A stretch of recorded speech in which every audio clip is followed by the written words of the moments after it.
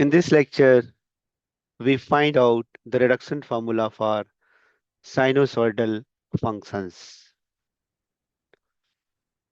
Formula number one, find the reduction formula for integration of sine to the power nx dx, where n is a positive integer greater than 2. Solution, we have to find the reduction formula for sine to the power nx dx. So let us consider In is equal to integration of sine to the power nx dx. So this In means what is the power of this function, this n. So the In represent the what is the nth power of the given function. Now we have to find out the reduction formula. So In can be break down into the lower piece. It should be In minus 2 or In minus 4 and whatever it. So now can we write down sine to the power nx in terms of sine to the power n minus 1x and sine to the power 1x? So now if we add it, n minus 1 plus 1, so minus 1 plus 1 will cancel and we are able to get the sine to the power nx dx. So now the first condition to find out the reduction formula of sine function is to break down our sine to the power nx into two parts, sine to the power n minus 1x and sine x. Now here it is very clear that we have to find out the integration of sine to the power nx, sine to the power n minus 1x into sine x. So now it is a product of two functions. So if you want to find out the integration of product of two functions, we have to use the integration by part, which is given by integration of uv with respect to x, which is equal to first function u integration of v dx minus integration of derivative of u into integration of v with respect to x and whole dx. This is called integration by parts. So clearly here the first function u is sine to the power n minus 1x and this sine x is v. So now we know that if you want to use the integration by part, we have to always check that the integration of which function is possible. So here, clearly, we are not able to find out the integration of sine to the power n minus 1x, but we are able to find out what is the integration of sine x. What is the integration of sine x? It is nothing but minus cos x. So let us use the integration by part. So first function, sine inverse of sine to the power n minus 1x.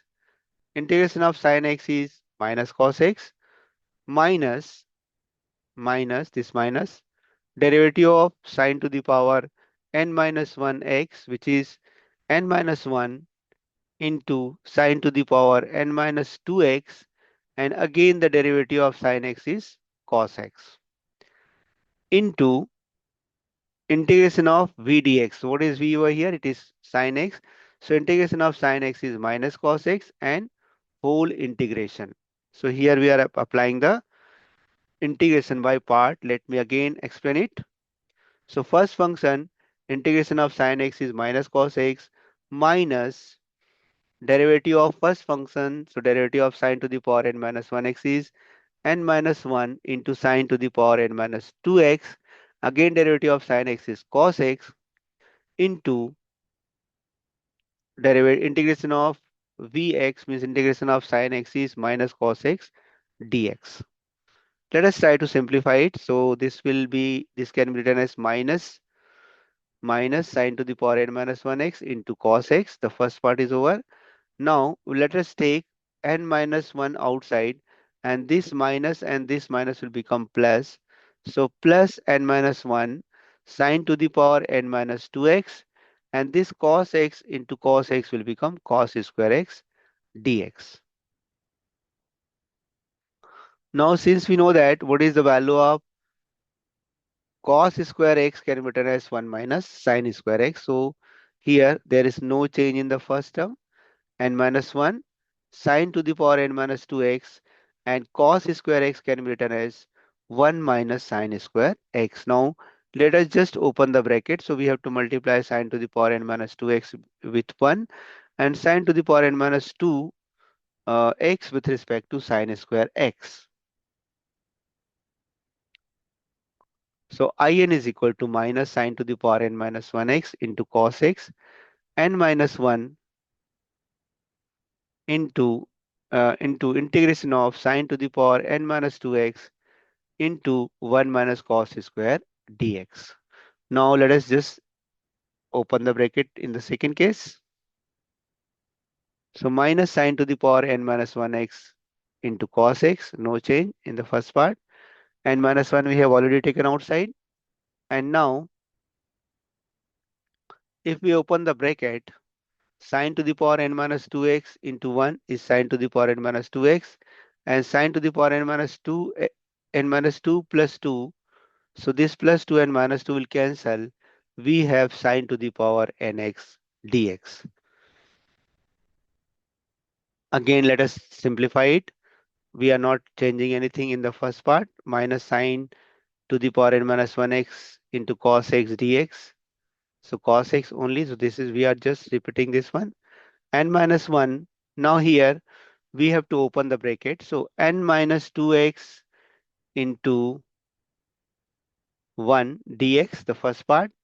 And in the second part, minus this plus and minus will become minus n minus 1 into integration of sine to the power nx dx. Now, if you see this part, it is nothing but in because we have already considered before starting the question that in is what? It is nothing but sine integration of sine to the power nx dx. So let us transpose this to left hand side.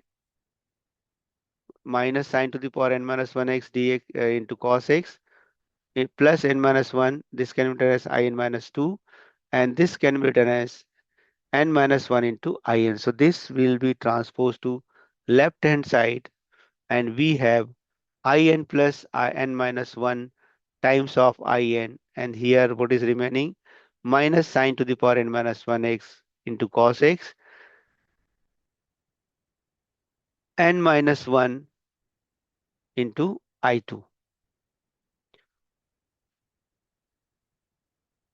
And we have transposed this to left hand side. So now this in plus and this in minus will cancel and we have the remaining minus sine to the power n minus 1x into cos x n minus 1 into in minus 2.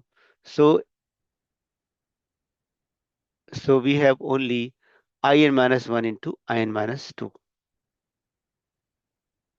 Now this plus 1 and minus 1 will cancel. We have, and in the left right hand side, minus sine to the power n minus 1x cos x n minus 1 into in minus 2. This is already transferred to the left hand side. So plus 1 minus 1 will cancel. We have n into in, which is equal to minus sine to the power n minus 1x into cos x plus n minus 1 into in minus 2. Now let us divide the whole equation by n so that the n will come in the right hand side. So therefore in is equal to minus sine to the power n minus 1x into cos x divided by n and n minus 1 upon n into in minus 2.